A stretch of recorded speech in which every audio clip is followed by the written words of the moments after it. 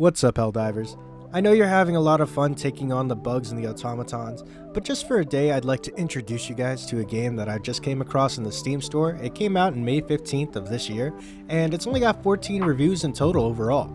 I think the game is criminally underrated, and I think you guys should definitely give it a shot after this video. Nights Within is a 4-player co-op extraction game that has a bunch of different various viewpoints and missions that you have to do, similar to another game.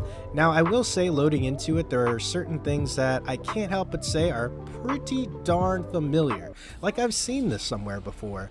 I don't know anything about war room tables, but where have I seen this?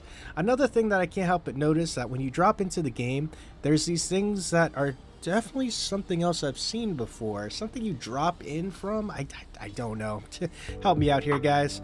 Anyway, the game is really fun, and if you're interested in this, I think you should really see some of the points that I have to talk about that are really going to interest you as well. Nights Within is a 1 to 4 player blend between third-person shooter and melee hack and slash with roguelike elements. Helldivers2 jokes aside, Nights Within does come with a different type of approach when it comes to combat.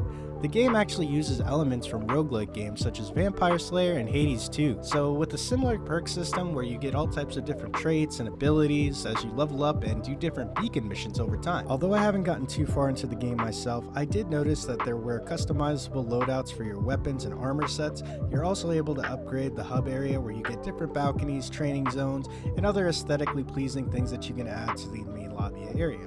Also, there's a dog walking around, so the game gets extra points for that because he's a good boy. Good boy. Going back to the war table, there's really not a whole lot to it. I can honestly say that it's got your standard quick play setup, link in with friends, single player matches, and there's 2 spawn points that I can deduce from the main lobby, and it seems that the rest of the map is actually procedurally generated with random encounters, so I haven't seen too much other than a couple biome changes and some architecture structures here and there that seem to be reused assets. It's not necessarily a bad thing, just something I noticed as I was wandering around playing the game. After all, we do have to keep in mind that this is just a single developer working for his own studio company and producing it by himself, so let's give the guy some slack. Now, as far as what's going on with the overarching story of the game, there's not really much to go on other than what the About This Game section says in the Steam store. We are all that's left. Humanity is fighting for survival against the wraiths that now reign dormant in this world. Thankfully, technology is on our side. Fight your way through the hordes of enemies while completing objectives to further mankind's struggle to survive. Now, I'm not going to sit here and pretend like Nights Within is reinventing the wheel or anything, but the gameplay loop is pretty satisfying. If you just want to sit down with your boys and play a game that's not the normal rotation that you play in the week, you just kind of want to get your hands on something else to mix it up a little bit, then Nights Within is definitely the game for you guys for that night. I don't think it's going to replace Helldivers 2 or anything, but with all the stuff that Sony's been pulling, honestly, we kind of need a little break for a day or two. Then this is a nice little spite against them. Just kind of spit in the face of Sony for a second if you want to play this game. Now, as far as enemy types go, there's only one faction that I've encountered throughout the game, and it seems that's pretty much the full release. The enemy types range from any variants of melee type of undead monsters to ranged ones with crossbows. Some are fitted with certain magic abilities such as firebolt and casting abilities.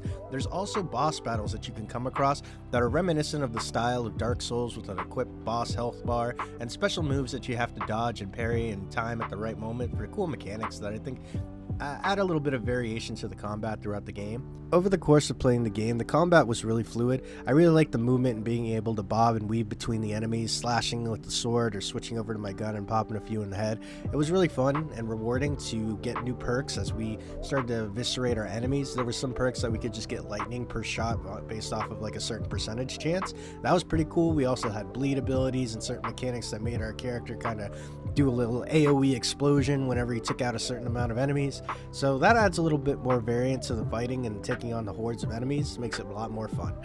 The overall difficulty of the game scaled as we progressed throughout the stages. If you ever played Call of Duty Nazi Zombies, you'll know from Wave 1 things start off pretty light and light work, but as the game progressed, we really did start to see an influx of higher variants of enemies, higher scaled armor and health. The enemies had new abilities, and some of them even came at us way too aggressively with tons of hordes that were overwhelming to the point that even Helldivers 2 veterans who've been playing on difficulty 9 might sweat. The game is very solid in that aspect as the difficulty does ramp up for everyone over time. I just think I would like to see the ability to call in more stratagem. items that you can call in from the sky when you're in a bind. But other than that, the gameplay remains solid, so just continuing off of that formula seems to be the right route to go for now. I would just like to see a little more variety for things that you can call down for backup. Another suggestion I might make for the game is maybe more variety on the different missions that you can do. Most of them are either defense and destroy type of missions, or you're holding down a fort for a specified amount of time. I don't know if an escort mission is quite the right idea to go for, but just little other mini games and whatnot to just kind of keep the variety of gameplay fresh. And that's the major thing that I think this game is going to struggle with going forward. It's based on the limitation of the creativity of the creator of the game, honestly. So the sky's the limit for them potentially, but I do think if they want to keep this game going long term and have a dedicated fan base of players, it's going to take some real moving mountains to do. Currently, the fan base of the game is relatively low. I noticed when trying to queue up a game on solos with just some random players, I wasn't getting a whole lot of success. It's not like when you queue into like a heavily anticipated and well-known game like Helldivers. You just boot up, go to quick play, and you've got a four stack of players ready to go and start blazing. When it comes to this game, it's more, I would say, better to have your friends with you who are tagging along to play, so that way you can kind of keep that camaraderie that the developer probably intended for to begin with. That's not to say that Nights Within couldn't get that type of support going forward. I really do believe if the innovation that the creator continues to do, as I've seen that they've already patched the game several times and they are going crazy like a madman trying to make more additive content to the game, and kudos to them for doing all that on their own. I just want to see more of that as they continue to grow, and I hope that the life cycle of Nights Within can strive for a good, well put together year as they continue to make content for this game. I will say, for the price and value that you're getting out of the $17 game, Nights Within definitely hits the mark for just a fun game to hop on for a little bit. I was genuinely surprised when I played it, and I didn't expect much from it. I honestly just kind of looked at this as like an opportunity to kind of joke around about how a game reminded me of a certain aesthetic for another competitive game. Join the Helldivers. Become part of an elite peacekeeping force That I had seen. But no, Nights Within can stand on its own as its own individual thing. I just think if they continue honing on what they're working on and kind of messing around with what works for the game system, they've got some real potential here. I will say that, yes, the game is repetitive. You will run into a point where you're kind of plateaued on the content that you want to really mess around with. But, overall, it's a fun experience for what it is. I don't think we should take it too serious, just as another good game that you can hop into from time to time. And also, like I said earlier, let's just spit in the face of Sony one time, because I'm not signing up for a PSN account if I don't need it.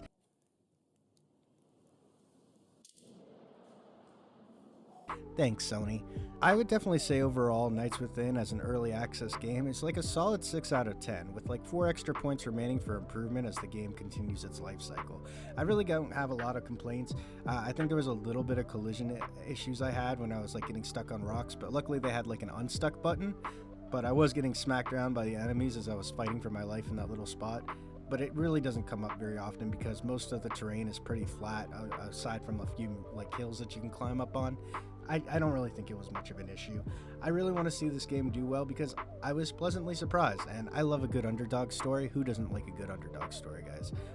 I hope you all enjoy this type of gameplay. If this is something that interests you, third-person perspective, co-op with your buddies, just messing around in a different world, fighting, shooting.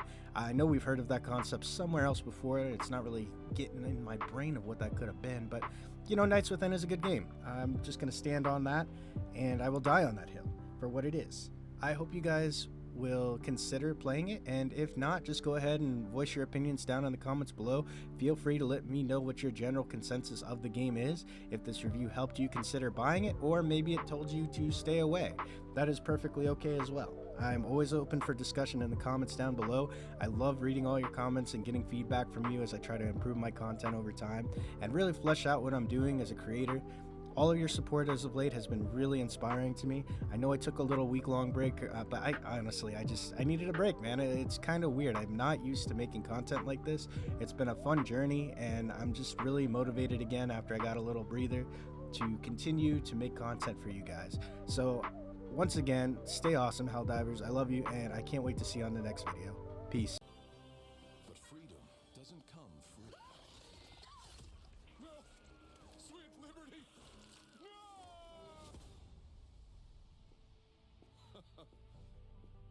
familiar? Scenes like these are happening all over the galaxy right now.